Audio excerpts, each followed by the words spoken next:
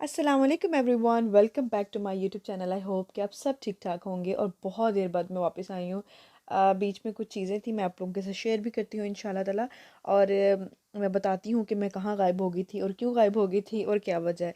तो सबसे पहले मैं स्टार्ट करी थी नाश्ते से, और दोबारा से जो सा है मैंने कहा कि अब हिम्मत करते हैं और चीज़ों को दोबारा से मैं जो सा है ना ट्रैक पे लेके आते हैं। सो ये है कि नाश्ते की तैयारी हो रही थी और लाइफ जो सी है थोड़ी टफ़ हो गई है। उसकी मैं वजह आपको बताती हूँ। और ये देखें, ये चने की दाल है जो कि मैंने भिगो दी हुई थी रात को। इसको मैं आज बनाऊँगी, दाल गोश्त बनाने लगी हूँ मैं आज। और सबसे पहले जो सा है नाश्ते की तैयारी करते हैं। चाय यहाँ बन रही है और जो सा है मैं सोच रही थी कि टोस्ट बना लेती हूँ। टोस्ट मैं देसी घी में करूँगी, और देसी घी का जो बॉक्स है ना वो मैंने अभी अभी ही खोला ही था। और चाय बन रही है, साथ में देसी घी में टोस्ट कर लूँगी और साथ में मैं अंडे बना लूँगी।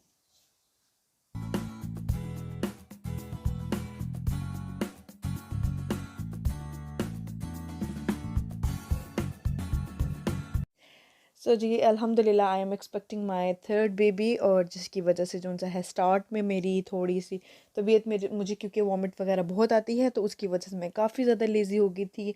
और as a mom of two आपको बहुत सी रिस्पॉन्सिबिलिटीज़ होती हैं, वो भी आपको पूरी करनी होती हैं।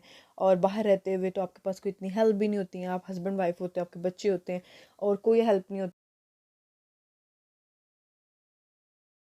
कुछ भी करना है तो आपको खुद करना पड़ता है यहाँ पर। तो वो चीज़ को जो मैनेज कर रही थी, उसमें जो सा है टाइम निकल गया। फिर मैंने कहा कुछ तबीयत ठीक हो जाती है, और अब अल्हम्दुलिल्लाह जो सा है टाइम जो सा है वो काफ़ी गुजर गया है।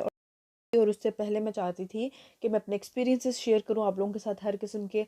और मैं जो शॉपिंग है, जो जो कुछ यहाँ पे हो, जिस तरह से यहाँ पे एक एक्सपीरियंस होता है, वो मैं आप लोगों के साथ शेयर करूँगी इंशाल्लाह। तो आप लोगों ने यूट्यूब चैनल को जो सब्सक्राइब कर लेना है इंशाल्लाह ताला। आगे आगे मैं बहुत कोशिश करूँगी कि ऐसी वीडियोस आएँ जो कि काम की हों, यूज़फुल हों, जो कि मदर्स को, जो नई मॉम हैं या जो कि प्लानिंग कर रहे हैं, और उनको जो है बहुत हेल्पफुल रहेगा उन लोगों के लिए। सो स्टे ट्यून, आप लोग सब्सक्राइब कर लें चैनल को। मुझे कमेंट्स भी करते रहें, जो जो नए आ रहे हैं मुझे कमेंट करें, मुझे बताएं। और नाश्ता वगैरह हो गया था, और मैंने आपको बताया था कि इस तरह सिंपल से जो सा नाश्ता था। और उसके बाद मैंने एक पैरासीटामोल खाई, क्योंकि मेरे सर में इतनी दर्द थी कि मुझे था कि मैं एक पैरासीटामोल खाऊंगी तो फिर मैं बाकी सारे दिन में काम कर सकूंगी। और ये हालत देखें किचन की, इतना गंदा हो गया किचन, क्योंकि नाश्ते के बाद ना वो जो सा किचन मैस हो जाता है। और उसके बाद मैं एक पैरासीटामोल खाऊंगी, और उसके बाद जाके जो सा है ना मैं हिम्मत करूँगी ताकि मैं बाकी के काम कर सकूँ।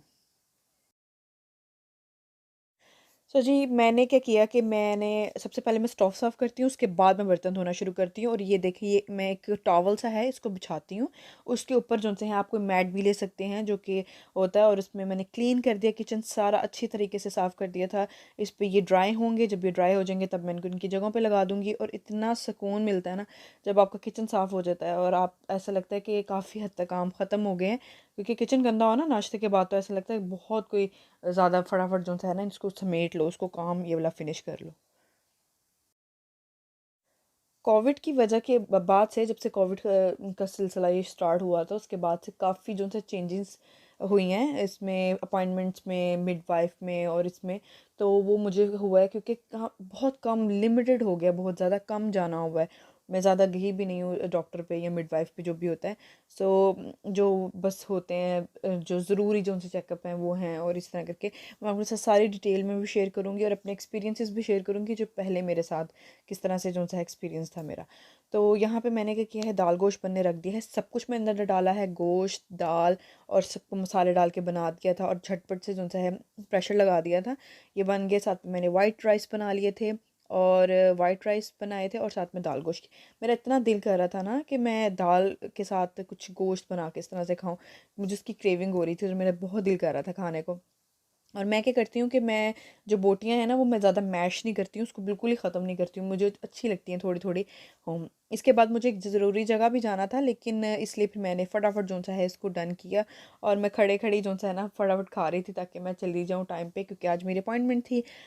उसके लिए जाना था मुझे। तो कोई आज सैलड वगैरह बनाने का भी इवन टाइम नहीं मिला, मुझे था कि बस मैं फटाफट खा लूँ, सबको दे दूँ, सबको खिला दूँ, उसके बाद मैं खा लूँ। उसके बाद ऐसे ही जो सा है ना मैं बस जल्दी से तैयारी करूँ, मैं चली जाऊँ। और ये तो ऐसा है ना कि दाल गोश्त हो गया, इस तरह की चीज़ें आप रख दो बनने के लिए, फटाफट हो भी जाती हैं। मसलन ज़्यादा आपको मेहनत नहीं करनी पड़ती, मसाले नहीं बनाने पड़ते। तो इधर जो से हैं 2 स्टैंडों पे मैंने सारे कपड़े डाल के रखे हुए थे और वही मैं इनको देख रही थी कि इनका भी इतना ज़्यादा काम था कि मुझे इनको अभी फ़ोल्ड करना था, जिनको फ़ोल्ड करना था। कुछ बच्चों की शर्ट्स होती हैं जिनको मैं हैंग करती हूँ प्रेस करके।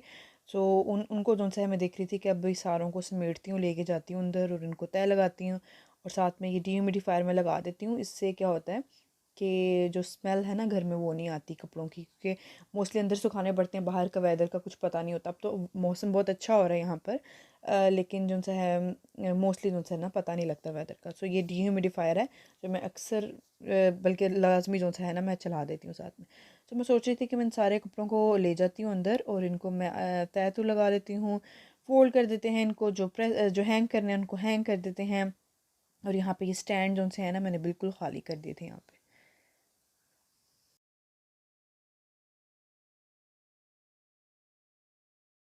और आप में से जो भी पहली दफ़ा वीडियो देख रहा है, आप लोग सब्सक्राइब करें चैनल को और सबसे इम्पोर्टेंट चीज़ आप लोग कमेंट करें।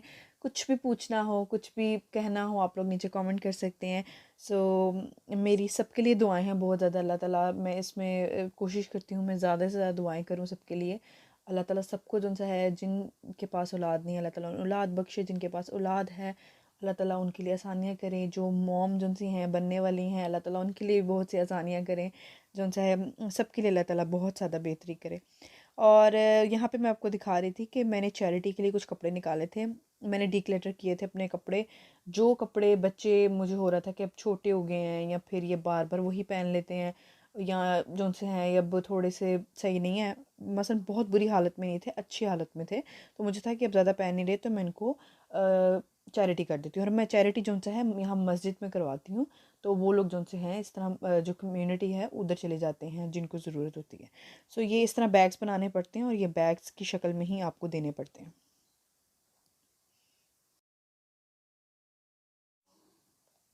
अभी है जी दोपहर का टाइम और मैं सब फ्री हो चुकी थी अपने कामों से, मैं आ भी चुकी थी बाहर से। और उसके बाद ये कुछ फ्रूट्स पड़े हुए थे, मैंने सोचा कि शाम थोड़ा दोपहर का और इस तरह का टाइम था तो मैंने कहा अब इस टाइम मज़ा आएगा ये खाने का। सो ये जो स्ट्रॉबेरीज़ थी, कुछ ग्रेप्स थे। और यहाँ स्ट्रॉबेरीज़ बहुत मज़े की होती हैं, बहुत टेस्टी होती हैं। और ये ब्लूबेरीज़ थी। तो ब्लूबेरीज़ तो बच्चे नहीं खाते शौक से, to be honest with you मेरे बच्चे नहीं खाते ब्लूबेरीज़। और लेकिन जो सा है अच्छी होती हैं, बहुत हेल्दी होती हैं। अगर किसी को जोड़ों का जॉइंट प्रॉब्लम है ना तो आप लोग ब्लूबेरीज उनसे हैं वो खाएं। सो जी मैं बच्चों को बना के देती हूँ, इन्हें काट के देती हूँ ताकि ये लोग खाएं। और इंशाल्लाह ताला आपसे मुलाकात होगी नेक्स्ट वीडियो में। अपना बहुत सा ख्याल रखिएगा, चैनल को सब्सक्राइब कर दें। आपसे मुलाकात होगी इंशाल्लाह नेक्स्ट वीडियो में। अंटिल देन टेक केयर, अल्लाह हाफिज़।